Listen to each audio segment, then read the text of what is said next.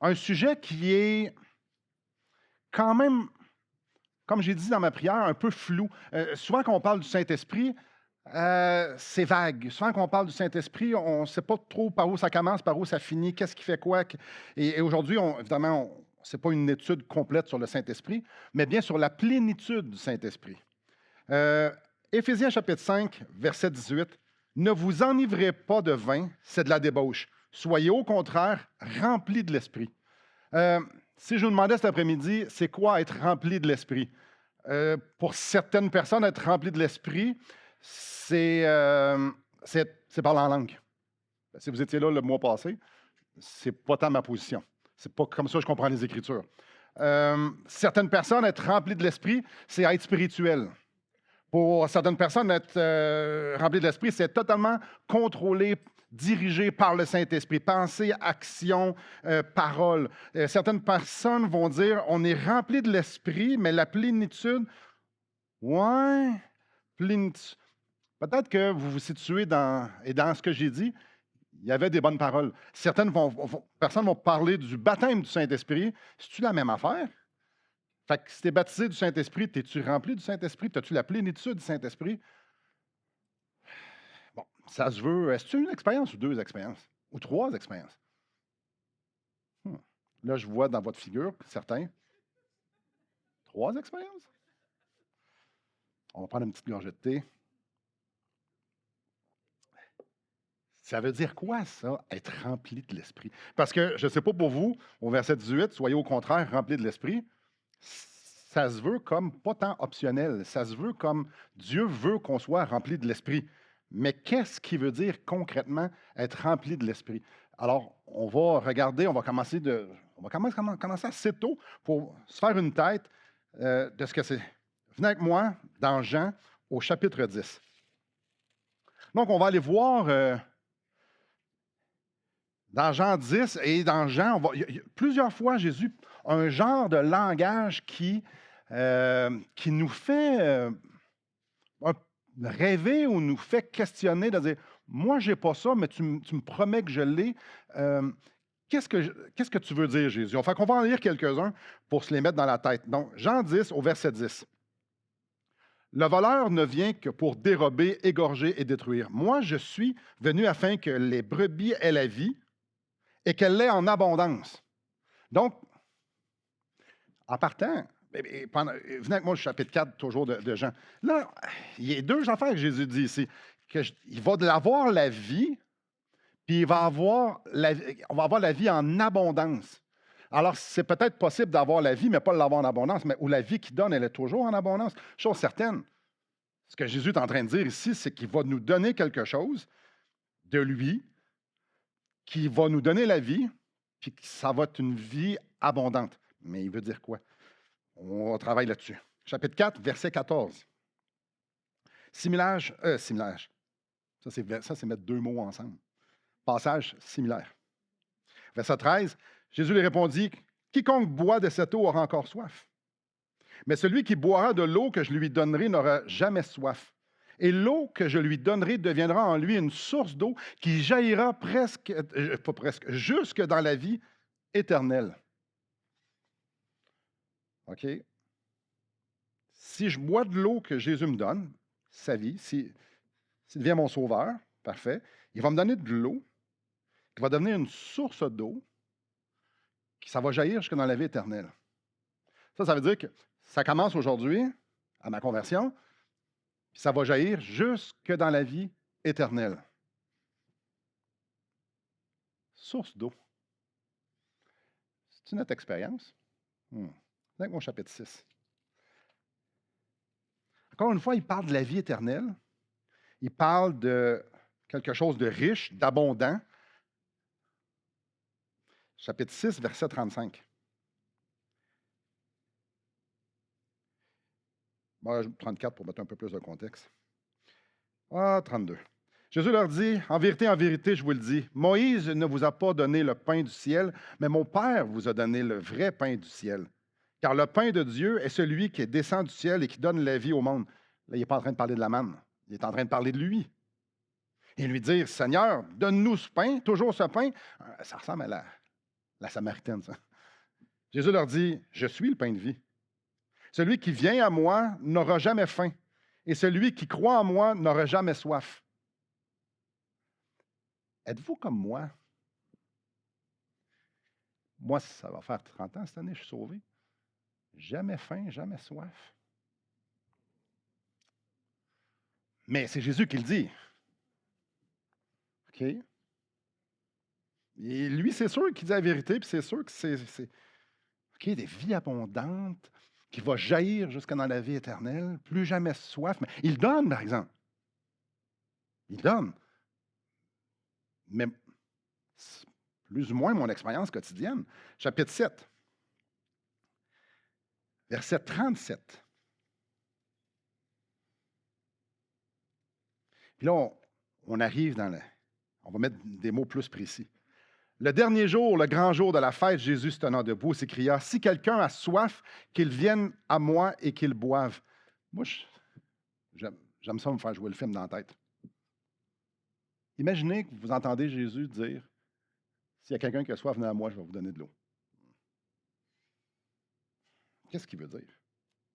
Celui qui croit en moi, des fleuves d'eau vive couleront de son sein, comme dit l'Écriture. Un peu. Celui qui croit en Jésus, des fleuves d'eau vive. Là, il y a des fleuves qui est quand même intéressant, que c'est gros, puis d'eau vive. Encore une fois, il y a cette question de richesse-là, une question d'abondance, une question que ça l'étanche la soif, ça nourrit la faim. Il faut lire le verset 39. Il dit cela de l'Esprit que devaient recevoir ceux qui croiraient en lui. Ah! Car l'Esprit n'était pas encore, parce que Jésus n'avait pas encore été glorifié. C'est formel. Dieu nous communique, Jésus nous envoie son Esprit lorsqu'on croit en lui. Et quand ça parle de pain qui nourrit, de fleuves d'eau vive, de vie abondante, ça c'est l'Esprit. Ça nous le dit ici. Il dit cela de l'Esprit que devaient recevoir ceux qui croiraient en lui. La présence de Dieu dans notre vie est une source éternelle d'eau vive qui répond à notre besoin de mort, que maintenant nous sommes rendus vivants. Ça répond à nos besoins de tous les besoins que Dieu considère que c'est des besoins dans notre vie. La présence de Dieu en nous, lorsqu'on croit. Donc, venez avec moi dans Romains chapitre 8. Dieu nous dit, Jésus nous dit, qu'il va nous envoyer son Esprit et qu'on va goûter à cette vie-là, maintenant, jusque dans l'éternité.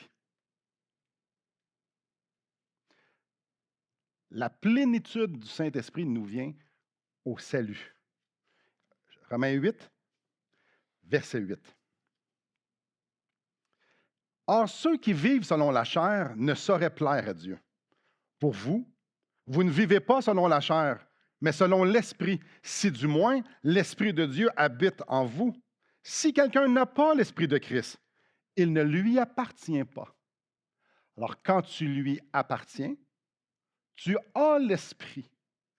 Parce que ici, tu l'as ou tu ne l'as pas. Si tu es en Christ, tu as l'Esprit. Si tu n'es pas en Christ, tu n'as pas l'Esprit. C'est vraiment clair. Le salut fait en sorte que nous avons l'Esprit. Maintenant, soyez remplis de l'Esprit. Ça veut-tu dire que je peux ne pas être rempli? On va y venir plus tard. Est-ce que ça veut dire que je peux avoir plus du Saint-Esprit? C'est une bonne question à avoir. Moi, dans 1 Corinthiens, chapitre 6. 1 Corinthiens, chapitre 6, est-ce qu'il est possible qu'un chrétien ait une plus grande portion du Saint-Esprit? Est-ce que plus que je suis proche du Seigneur, plus que j'ai de l'Esprit? Parce qu'à ma conversion, j'ai l'Esprit. Et on va le voir aussi. 1 Corinthiens, chapitre 6, verset 19. « Ne savez-vous pas que votre corps est le temple du Saint-Esprit qui est en vous, que vous avez reçu de Dieu et que vous ne vous appartenez plus à vous-même, car vous avez été rachetés à un grand prix. À un grand prix. Donc, lors de mon salut, lors de mon rachat, mon corps devient le temple du Saint-Esprit. Le Saint-Esprit vient en moi. Je repose la question, est-ce que je peux avoir une plus grande portion du Saint-Esprit après que mon corps soit devenu le temple du Saint-Esprit? Venez avec moi dans Éphésiens. Éphésiens chapitre 1. Éphésiens chapitre 1. Parce que c'est quand même super important de comprendre. Parce que la compréhension de la place du Saint-Esprit dans la vie du croyant, de la plénitude du Saint-Esprit, peut amener, une mauvaise compréhension peut amener à une place où est-ce qu'on va perdre le Saint-Esprit. On peut-tu perdre le Saint-Esprit? La réponse est non. Je vous vends tout de suite. On n'ira pas tout de suite, on n'ira pas dans cette direction-là, mais est-ce que c'est possible d'avoir une plus grande dose? Ça veut dire qu'il y en a qui ont reçu plus du Saint-Esprit que d'autres. Ah, ça, c'est intéressant. Ça justifie, ça l'expliquerait qu'il y a des chrétiens de premier ordre et de deuxième ordre. Ça veut dire qu'il y aurait des élites. Eux autres, ils ont reçu une plus grande dose de l'Esprit. Je ne suis pas en train de dire ça, c'est hypothétiquement. Vous comprenez-moi bien. Éphésiens, chapitre 1, je vais lire à partir du verset 13. En lui, vous aussi, après avoir entendu la parole de la vérité, l'évangile de votre salut, en lui, vous avez cru et vous avez été scellés du Saint-Esprit qui avait été promis. Le Saint-Esprit a été promis, puis là, scellé. Scellé, quand on était le temple, on a reçu l'Esprit à notre conversion dans Romains 8. C'est vraiment la notion que tu l'as ou tu ne l'as pas. Tu es scellé ou tu n'es pas scellé. Tu es le temple ou tu n'es pas le temple. Tu as l'Esprit parce que tu y appartiens ou tu ne l'as pas. C'est important, le verset 14. Lequel est un gage de notre héritage pour la rédemption de ceux que Dieu s'est acquis pour célébrer sa gloire. Nous recevons le Saint-Esprit qui fait en sorte qu'il est comme un sceau, un gage que nous lui appartenons et que nous allons être pour l'éternité avec. Alors, je peux-tu avoir une plus grande... Est-ce que quelqu'un peut être plus sauvé que quelqu'un d'autre? Je prends Philippe puis moi. Là. C'est qui le plus sauvé entre nous deux? Ben oui, mais je pose la question. C'est est-ce que j'ai une plus grande part du Saint-Esprit que lui? Est-ce que j'ai une portion plus grande ou lui a une portion plus grande, clairement? Regardez la face, c'est sûr.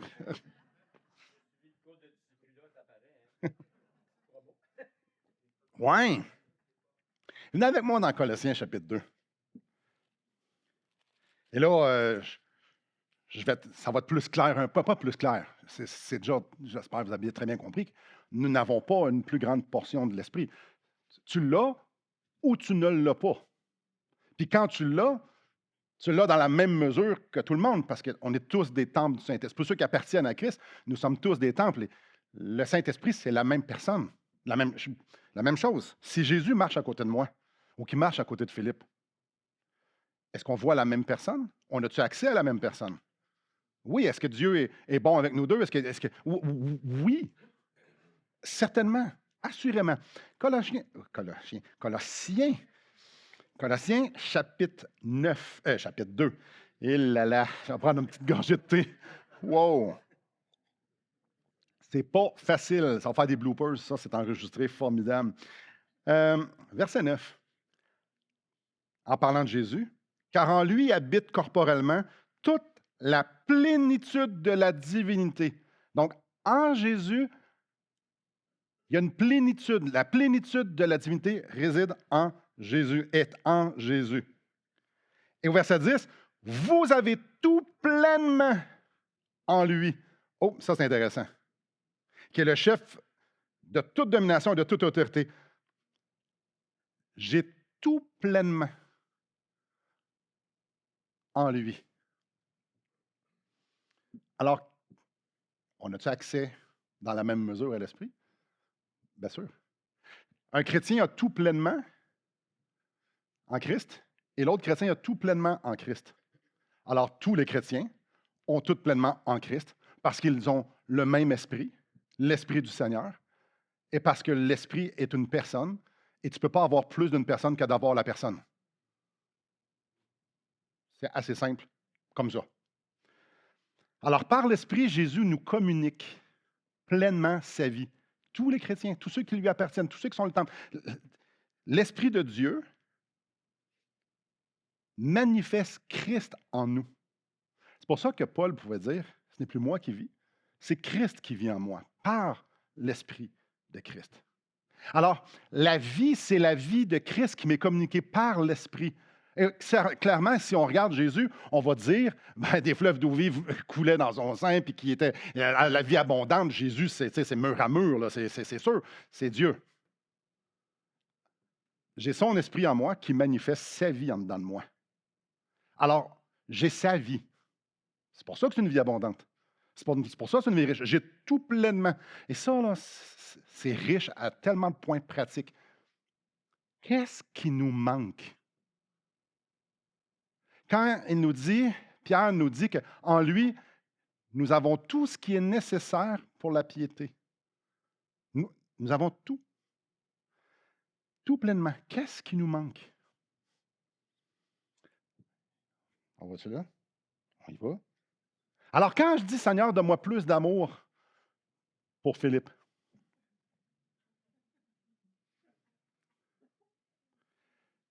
c'est un peu spécial. C'est comme si je disais, j'aimerais être plus marié à Élise. Je suis déjà marié avec. 28 ans hier. Je suis déjà marié avec. Comment je peux être plus marié qu'être marié depuis 28 ans avec? Ou même ça faisait 5 jours. Comment je fais pour... Alors, si j'ai tout, je suis pleinement marié et j'ai pleinement Christ, alors pourquoi j'aurais besoin de plus d'amour? Oh! Intéressant. Intéressant. Là, je vois des points d'interrogation ou des points de... Ah oui, c'est vrai ça? OK. Dans Philippiens 1,3, on dit « Béni soit le Dieu et Père de notre Seigneur Jésus-Christ, qui nous a bénis de toute bénédiction spirituelle dans les lieux célestes en Christ. » Quelle bénédiction qui nous manque alors que nous sommes déjà bénis de toute bénédiction spirituelle dans les lieux célestes en Christ. OK, nous sommes remplis.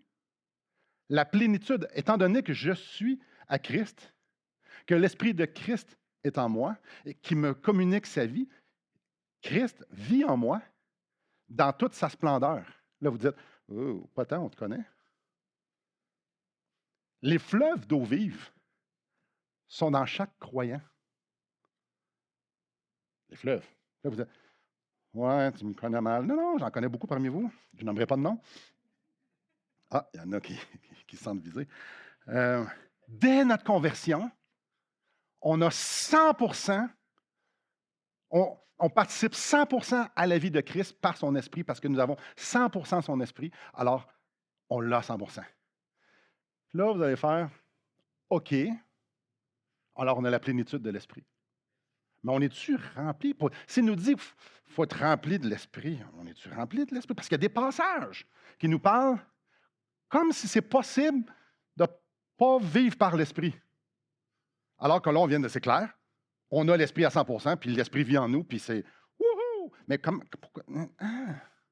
On retourne dans 1 Corinthiens, on va aller au chapitre 1. Donc, c'est comme si c'était possible d'être rempli, puis c'est possible de ne pas être rempli. C'est possible de vivre selon la chair, mais être rempli de l'esprit. Comment ça fonctionne, ça?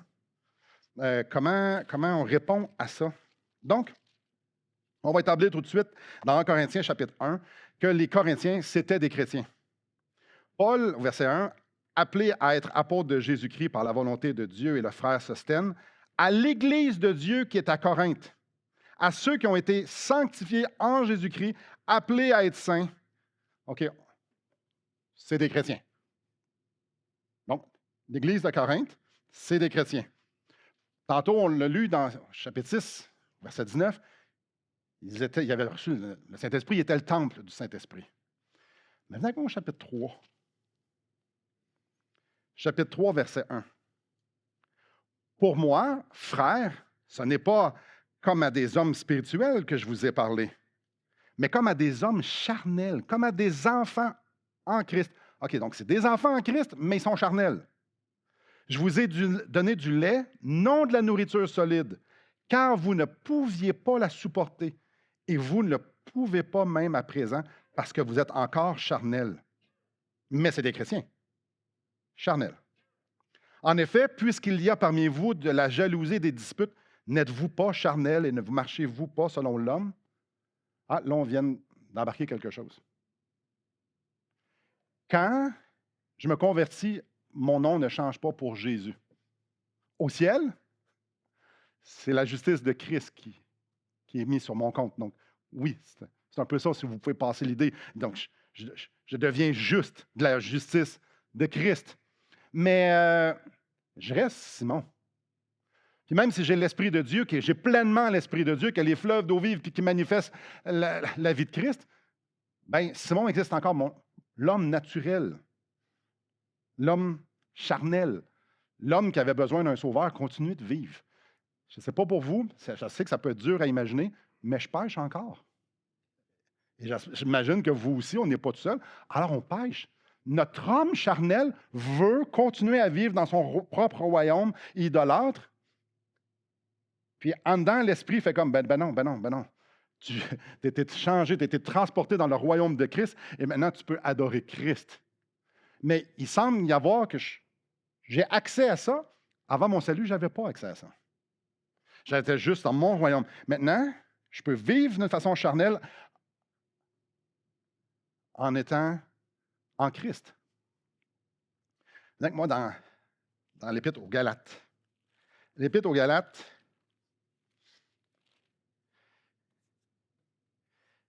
et c'est dans Galates où on retrouve le contraste le plus clair entre, c'est justement ça, l'homme charnel vive selon la chair et l'homme spirituel vive selon l'esprit. Donc, juste encore une fois, juste pour s'assurer, c'est des chrétiens. Chapitre 3, verset 26. 3, Galates 3, 26. Car vous êtes tous fils de Dieu par la foi en Jésus-Christ. C'est comme clair. Vous tous qui avez été baptisés en Christ, vous avez revêtu Christ. Il n'y a maintenant plus juif, ni grec, plus esclave, ni libre. Il n'y a plus homme, ni femme, car vous êtes un en Jésus-Christ. Chapitre 4, verset 6. Et parce que vous êtes fils, Dieu a envoyé dans vos cœurs l'esprit de son Fils, lequel crie « Abba Père ». Donc, tous ceux qui sont des enfants de Dieu, ils ont l'esprit de Dieu. C'est l'esprit de Dieu qui rend témoignage à notre esprit que nous sommes enfants de Dieu par lequel nous crions « Abba Père ». Donc ici, Paul s'adresse à des chrétiens. Super évident avec moi au chapitre 1. Et là, ça se peut que vous soyez inconfortable avec ce que je vais dire. Mais quand même, je vais juste lire des passages. C'est sûr qu'il s'adresse à des chrétiens, ils sont appelés fils. Parfait. Chapitre 1, verset 6. « Je m'étonne que vous vous détourniez si promptement de celui qui vous a appelé par la grâce de Christ. » Encore une fois, s'il était appelé par la grâce, c'est des chrétiens.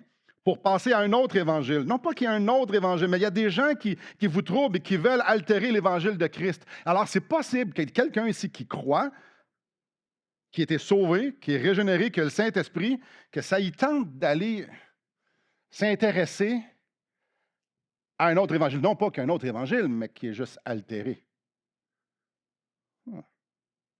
Est-ce que cette personne-là devrait être prise? Absolument. Mais c'est possible.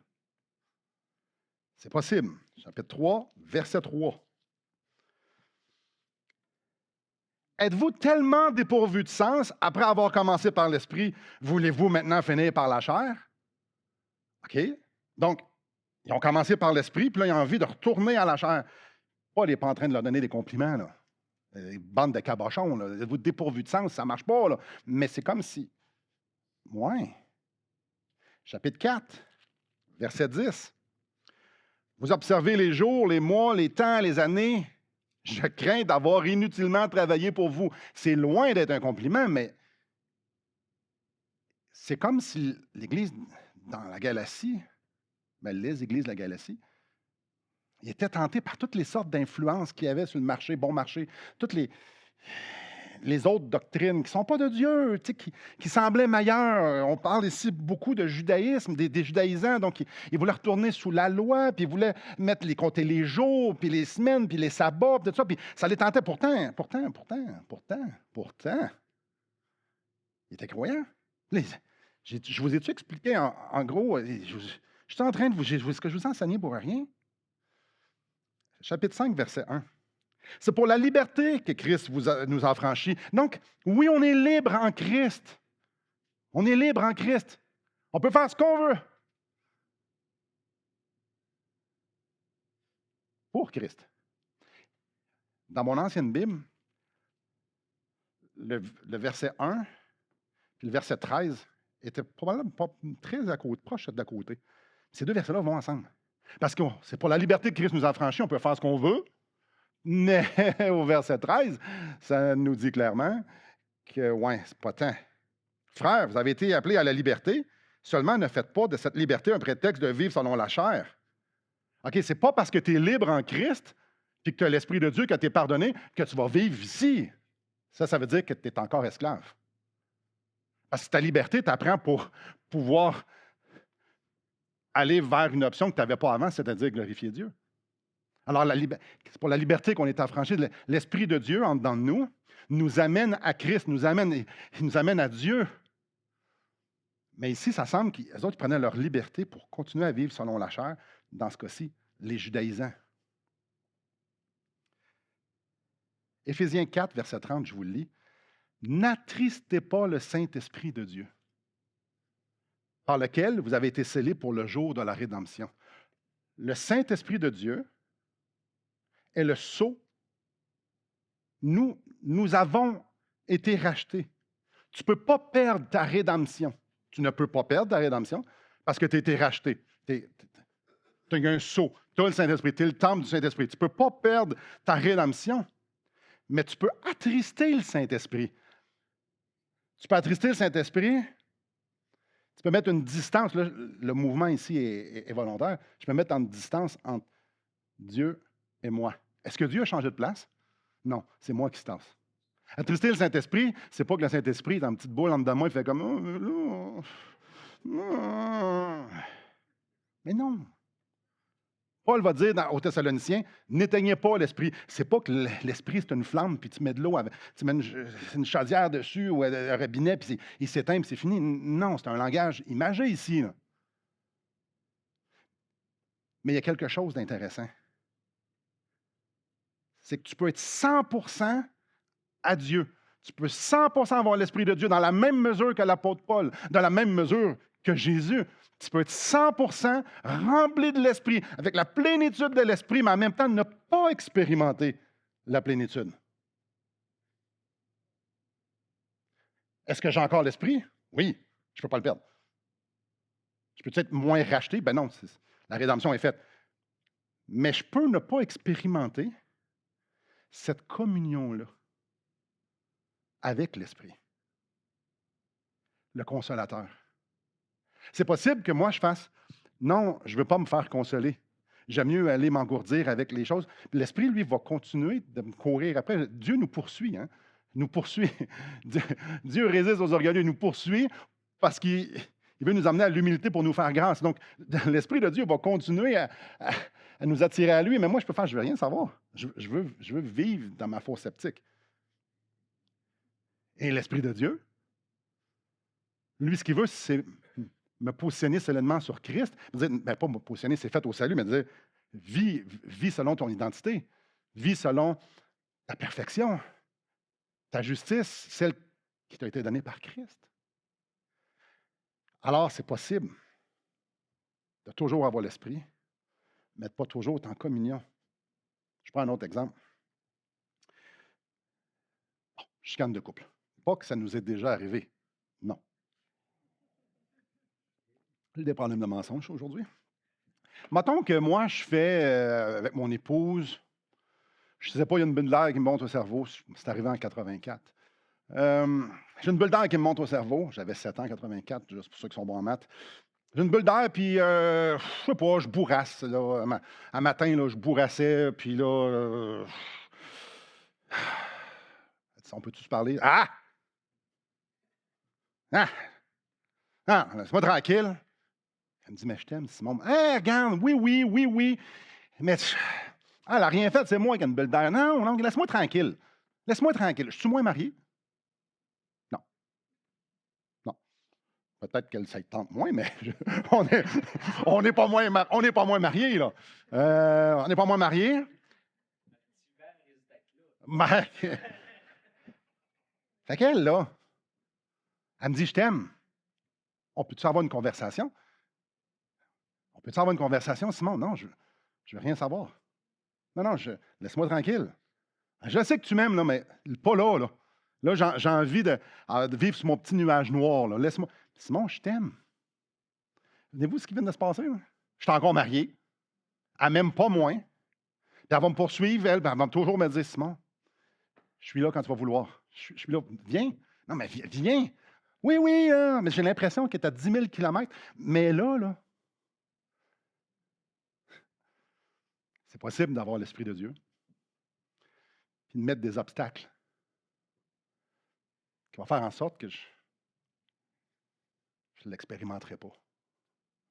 Parfait, on continue. Venez avec moi dans Galate, on est déjà là.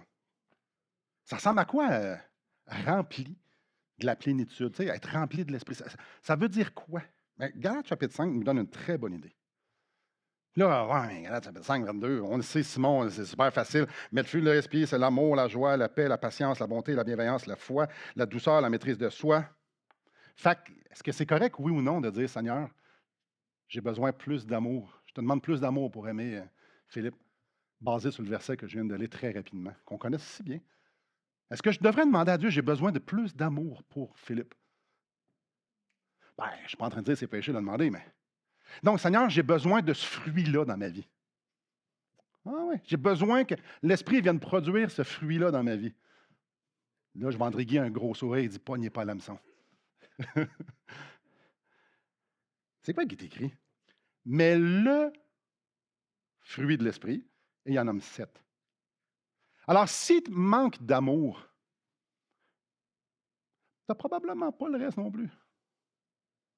Probablement que si tu manques d'amour, c'est que tu es sur ce côté-ci. Si moi, je méprise mon frère, je ne suis pas en train d'adorer Dieu. Puis si je ne suis pas en train d'adorer Dieu, j'ai créé une distance. Le fruit est au singulier. Ça veut dire que c'est la vie de l'Esprit produit ça. Alors, ma vraie prière, c'est Seigneur, c'est quoi les barrières que je te mets pour que tu ne puisses pas produire ta vie en moi? Qu'est-ce qui fait en sorte que je méprise mon frère? Quel est l'orgueil? Comment ça se manifeste? C'est quoi les mensonges que je me fais croire? C'est quoi? Parce que toi, tu veux, je l'aime. Tu veux le produire. J'ai tout pleinement en lui. Hein? Je suis déjà rempli d'amour là, jusqu'au bouchon. Alors, c'est moi qui fais quelque chose qui te repousse. Être rempli de l'Esprit, c'est de vivre la vie de Jésus, produite par l'Esprit.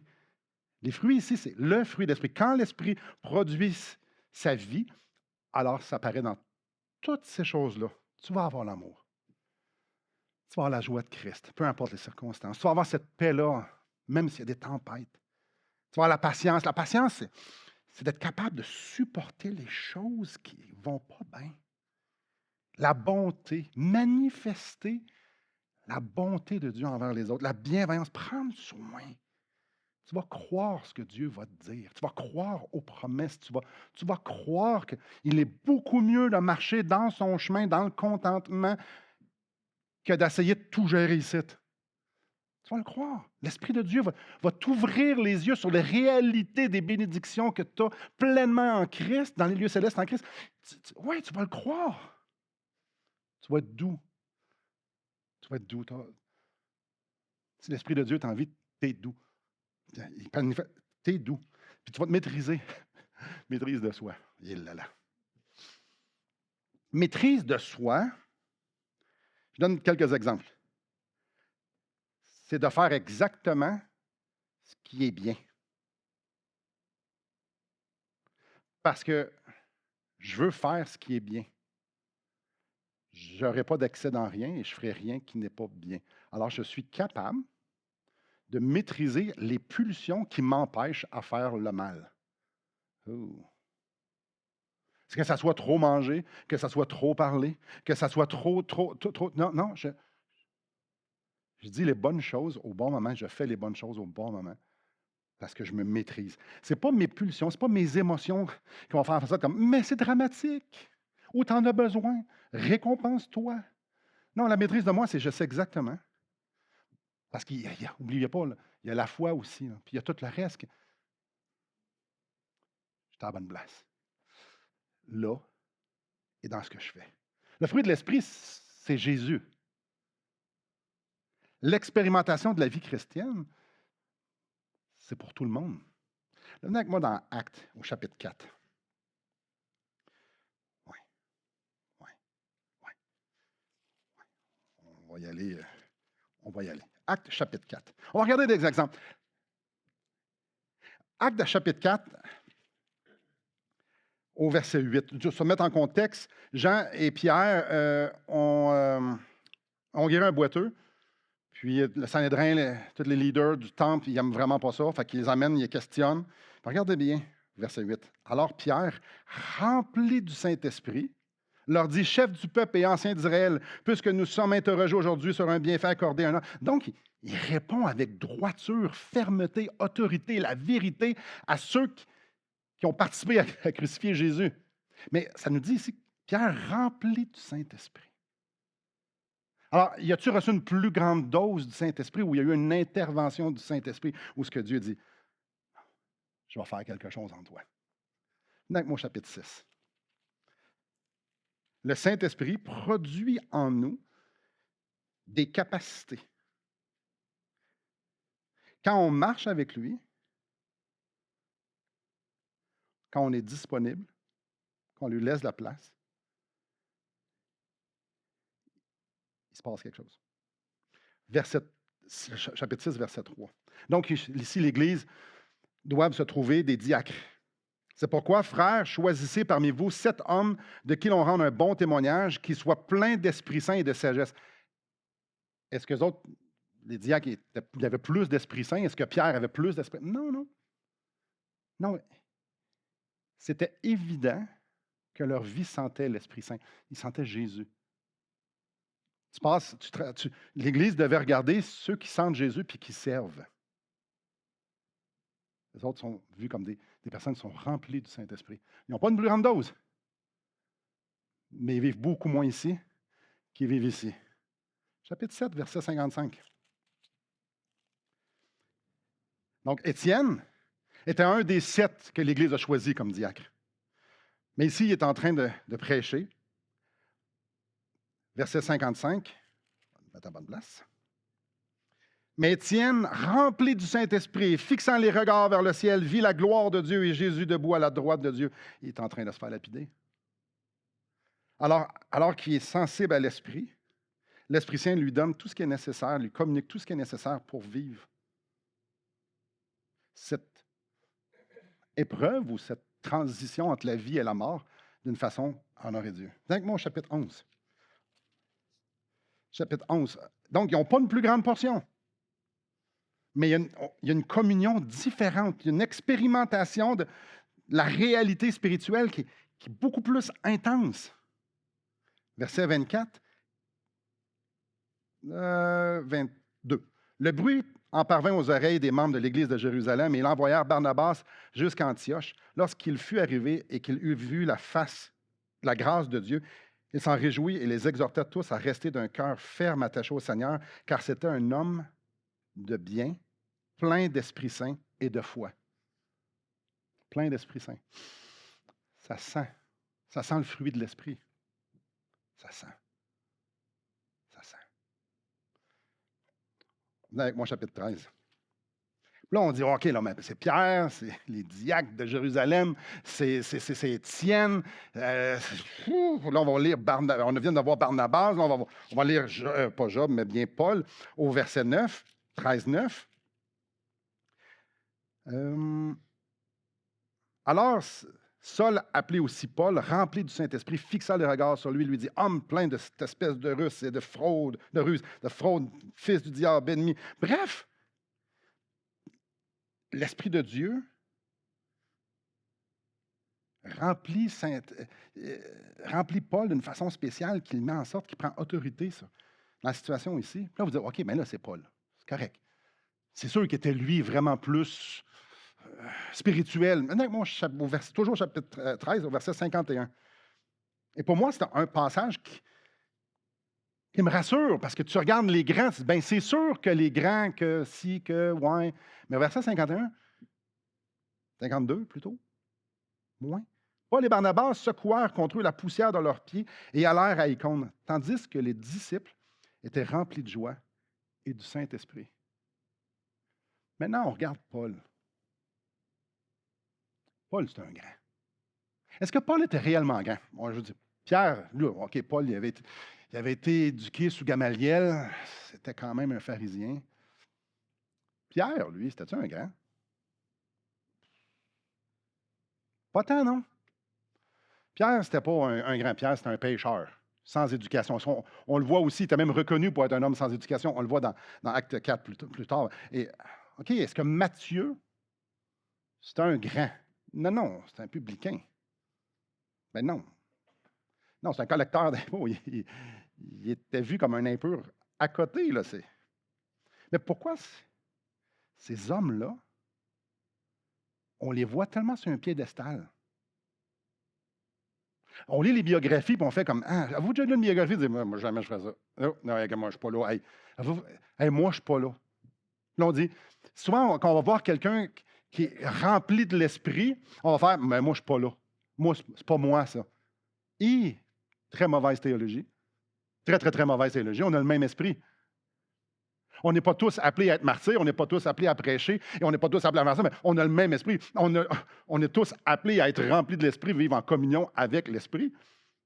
On est tous appelés à ce que l'Esprit de Dieu manifeste la vie de Christ en nous, puis qu'on rayonne d'une façon ou d'une autre, pas de la même façon, mais y a-tu vraiment des grands ou ce sont tous des pécheurs? Dans Jacques, on lit qu'Élie était de la même nature que nous. Élie, Élie, un prophète parmi les prophètes, là. Non, c'est l'Esprit de Dieu dans le croyant qui fait des choses extraordinaires. Alors quand moi, je suis judaïsant et j'essaie de le faire de mes propres forces, ou ben non, j'aime mon péché, puis c'est sûr que je regarde les grands et je ben non, moi, je ne suis pas capable. Mais quand tu marches par l'Esprit, ce qui veut dire, c'est que dans l'humilité, en dépendance, ben, tu ne te penses pas, toi, tu le sais que c'est l'Esprit. Les autres te trouvent peut-être que tu sens une affaire extraordinaire, mais toi, non, tu sais que c'est Dieu qui le présente dans toi. On a lu tantôt, soyez au contraire remplis de l'Esprit. Mais ça parle qu'être enivré d'alcool, c'est de la débauche. Soyez au contraire. Je dois vous confesser, ça m'est déjà arrivé une fois, non, je m'en ai dit pas en 84 cette fois-ci, d'être complètement sous. Pas fier de ça. Mais je peux vous dire que lorsqu'on est intoxiqué par l'alcool, on ne fait exactement pas ce qu'on veut faire. Tu marches tout croche, tu parles en lettres attachées, tu es rarement censé, puis si tu es vraiment magané, tu t'en souviendras même pas le lendemain matin. C'est juste les gens vont dire que tu devrais avoir honte. Quand tu es sous, tu ne possèdes pas ton corps.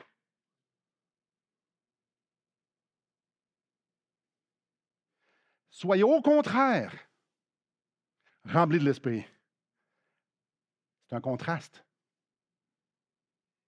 De la même manière que l'alcool vient tout jouer, tout, regarde, chouhou, ça, de la même manière, l'Esprit de Dieu va te remplir.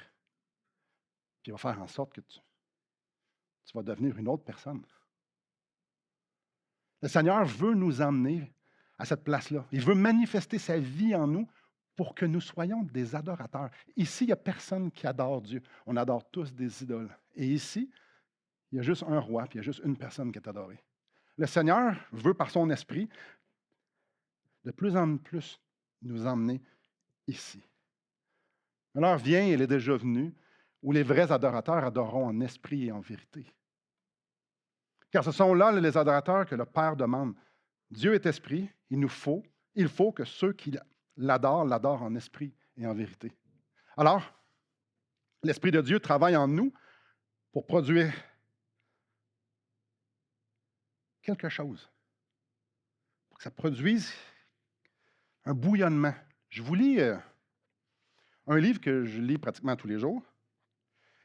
Ça, c'est des prières de puritains. Puritains, 16, 17, 18e siècle. C'est des gens qui vivaient autrement. C'est des gens, pour eux, la piété et le rapport avec Dieu, le lien, c'était différent. Là, je vais vous lire une prière d'un puritain.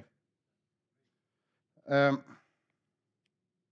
allez voir, quand je dis son cœur de vouloir sortir de la chair et pour que l'Esprit de Dieu l'amène à vivre selon l'Esprit, pour adorer l'Esprit, voici, je vous en lis un. Seigneur Jésus-Christ, remplis-moi de ton esprit, que je sois occupé par sa présence. Je suis aveugle. Envoie-le pour me faire voir sombre et qu'il dise que la lumière soit. Qu'il me donne la foi de contempler mon nom gravé dans tes mains, mon âme et mon corps rachetés par ton sang, mon péché couvert par ta vie de pure obéissance. Renouvelle-moi par sa grâce révélatrice, afin que je réalise mon union indissoluble avec toi, afin que je sache que tu m'as épousé à jamais, que dans la justice, l'amour, la miséricorde, la fidélité, afin que je sois un avec toi, comme une branche avec sa souche, comme un bâtiment avec ses fondations. Que ses réconforts m'encouragent dans mes peines, sa force me soutienne dans mes épreuves, ses bénédictions me ravivent dans ma lassitude, sa présence me fasse devenir un arbre fructueux de sainteté, sa puissance m'établisse dans la paix et la joie, ses incitations me rendent inlassable dans la prière, son animation enflamme en moi une dévotion éternelle. Envoie-le comme chercheur de mon cœur, pour me montrer davantage mes corruptions et mon incapacité, afin que je cours vers toi, m'accroche à toi, me repose en toi, comme commencement et fin de mon salut. Que jamais je ne le contrarie par mon indifférence et mon égarement, le chagrine par mon accueil glacial, lui résiste par ma rébellion acharnée. Réponds à mes prières au Seigneur pour la gloire de ton nom. Vos prières ressemblent à ça? Ça, c'est la prière d'un homme qui fait comme... Je suis pleinement conscient que je suis ici. Comme dirait le psalmiste, amène-moi sur le rocher que je ne puis saisir. Revenez avec moi dans Galates. Ouais. Le Seigneur veut faire bouillonner dans nos cœurs des vérités, de sorte que le Christ, sa gloire, le royaume de Dieu paraissent éblouissant, tellement éblouissant que le reste qui peut se passer dans le monde de ténèbres puis dans nos âmes charnelles n'a aucune valeur, puis tout ce qu'on veut, c'est avoir soif. L'Esprit de Dieu veut qu'on adore en esprit et en vérité, et non pas juste à du bout des lèvres avec des beaux slogans. L'Esprit de Dieu veut faire bouillir en nous, en sorte que lorsqu'on va répondre, nous puissions expérimenter cette communion-là, et alors l'Esprit de Dieu va produire Christ. Ouais, mais comment? Oui, bien, c'est beau. On peut-tu avoir comme du pratico-pratique? OK. Galates 5. Si vous allez voir, c'est simple. Là. Je dis probablement que si vous êtes sauvé depuis quelque temps, vous allez savoir exactement ce que je m'en vais. Galates 5, verset 16.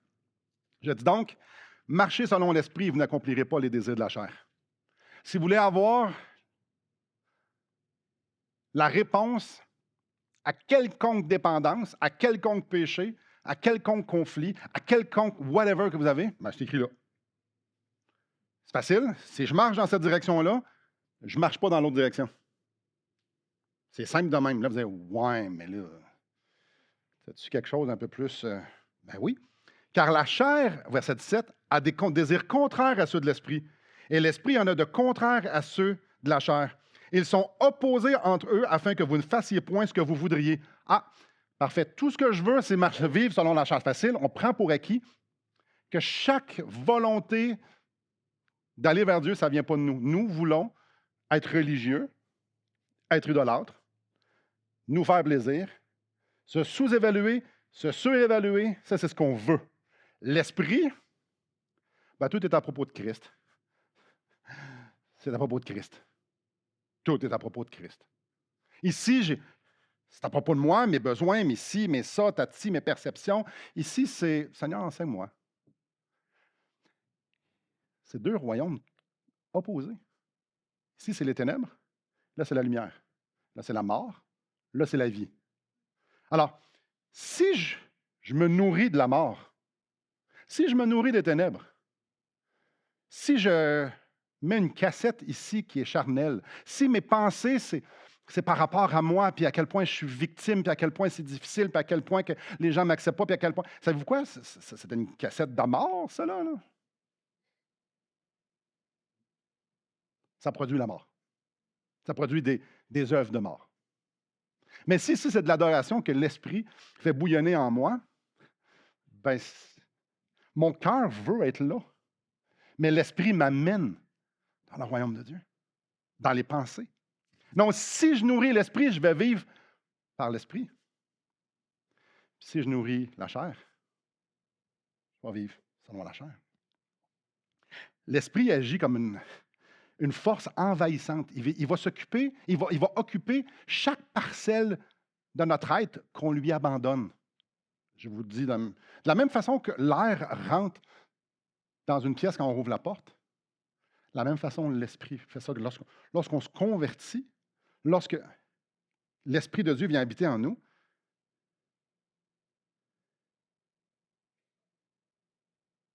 l'Esprit de Dieu veut habiter chaque parcelle de notre vie pour qu'il y ait le moins de choses possible qui représentent la chair. Alors, il veut qu'on lui laisse la place. Parce que lorsque son esprit nous envahit, puis envahit les endroits, que ce soit les blessures, que ce soit les ambitions, que ce soit tout ça qui viennent de notre chair, ben, il va prendre la place.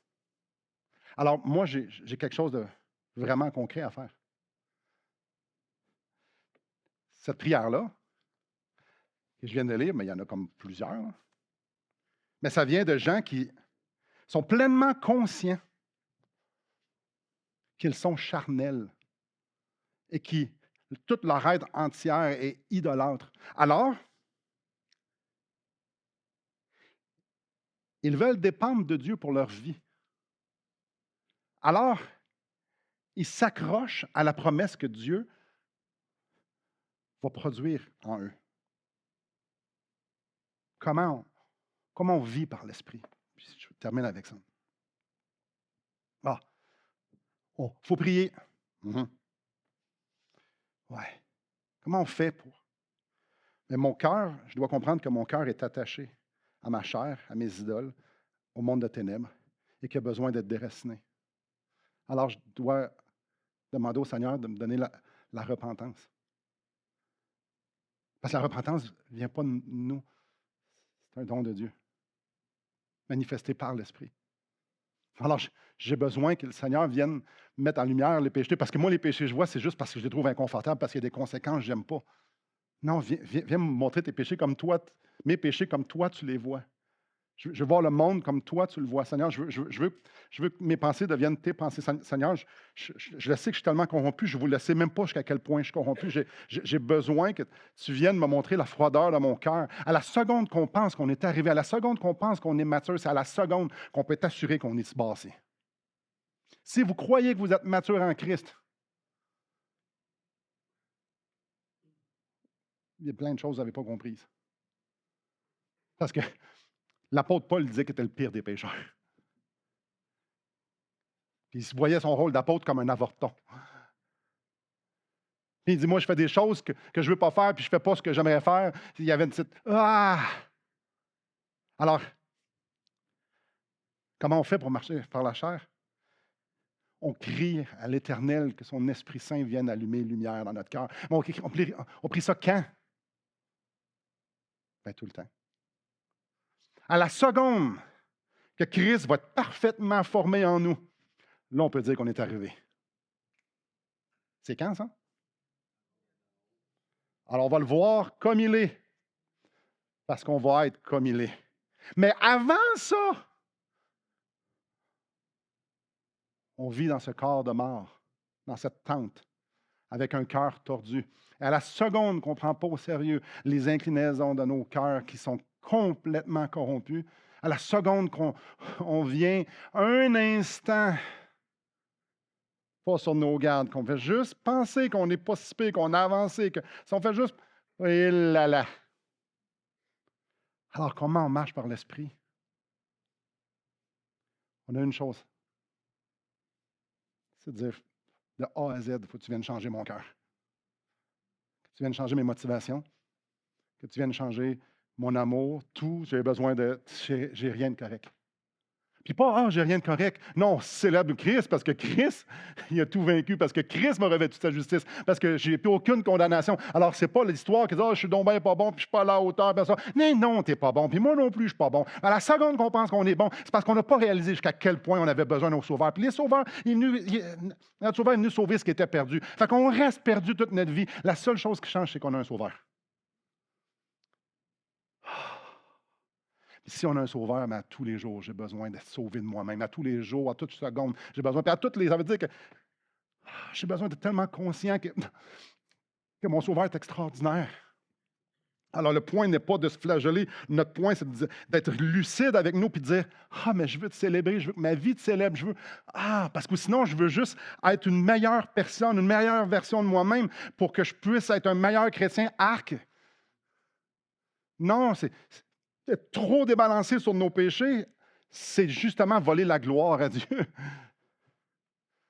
Non, la juste balance entre je suis pécheur, j'ai besoin d'une transformation infinie, mais ça donne bien, j'ai un sauveur qui veut me transformer et qui habite en moi. Alors, être rempli de l'Esprit, la plénitude de l'Esprit parfaite, ça va se faire au ciel. Et notre pèlerinage sur la terre, c'est que vous savez, soyez assurés d'une chose, c'est que l'Esprit nous poursuit pour qu'on puisse avoir, pour qu'on puisse lui abandonner notre corps de plus et plus de place. Alors oui, on prie. Est-ce qu'on lit? Mais oui, on prie. On lit. Mais oui, est-ce qu'il faut lire? Combien de chapitres il faut lire par jour pour être spirituel? 4? 4 chapitres par jour. Il y a qui en lit 5 ici? Est-ce que quelqu'un lit 5 chapitres? Personne lit 5 chapitres. Alors, le spirituel, c'est Philippe.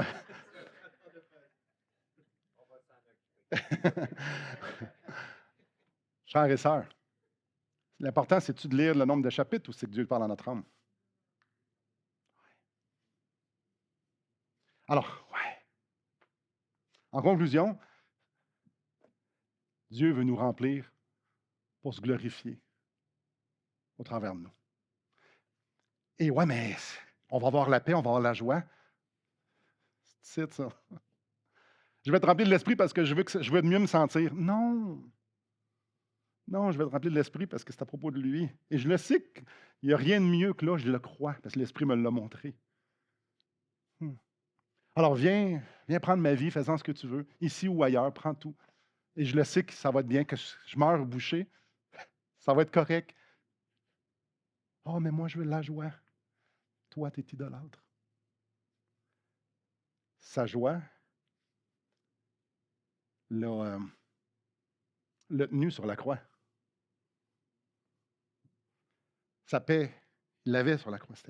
Oui, c'était parfait. Frères et sœurs, Dieu nous demande d'être remplis de l'Esprit pour qu'il puisse se glorifier et qu'on puisse rayonner les vertus et les perfections de Christ. Ce n'est pas à nous, c'est à lui.